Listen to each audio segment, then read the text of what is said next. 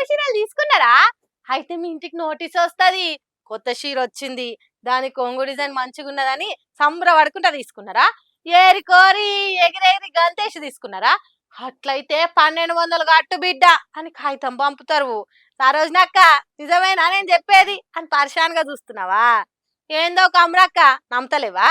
అయితే ఒక్కసారి చెప్తున్నాడు, ఇని నిజమెంతో అబద్ధమెంతో మీరే అర్థం చేసుకోండి.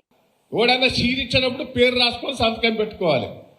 ఇప్పుడు చీర ఇచ్చేటప్పుడు ఏం చేస్తాడు? ఇది అంటాడా, ఫోటో అంటాడా, ఐడి కార్డు అంటాడా? అంటే ఏంటంటే బ్యాంకు పోతే ఏం చేస్తావు?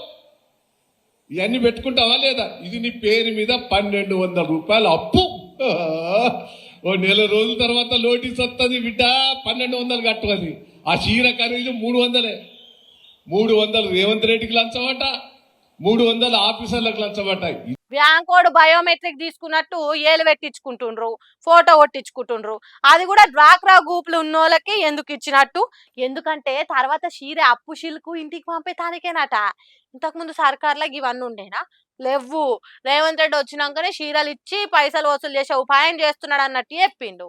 అట్లనే తులం బంగారం పేరుతోని రేవంత్ రెడ్డి ఏ తిరగ మోసం చేసిండో కూడా చెప్పిండు. కాకపోతే అందరి తిరగ కాదు, చిన్న గమ్మతిగా చెప్పిండు. 420 హామీలు మా పుట్టోడు రేవంత్ రెడ్డి ఇచ్చాడు. హామీలు దంచి పారేసిండు.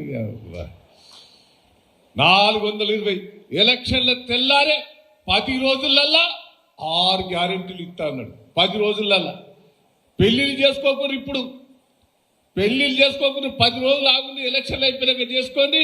కళ్యాణ లక్ష్మితో పడ్డదా? వచ్చిందా అమ్మ? పడ్డదా? వచ్చిందా అమ్మ?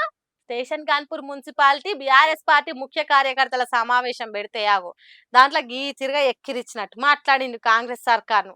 మరి ఇందిరమ్మ చీరలకు నోటీసులు లేవు, లొట్టపీస్ లేదని కాంగ్రెస్ పార్టీ వాళ్ళు చెప్తారో, బీఆర్ఎస్ పార్టీ వాళ్ళు చెప్పింది నిజమే అన్నట్టు ఊకుంటారో తెలియదు. కానీ ఇప్పుడు స్టేషన్ కాన్పూర్ పట్నం ఆడోళ్ళు చీరలు తీసుకోవాలన్నా వద్దా అని అయోమయంలో మునిగిండ్రట.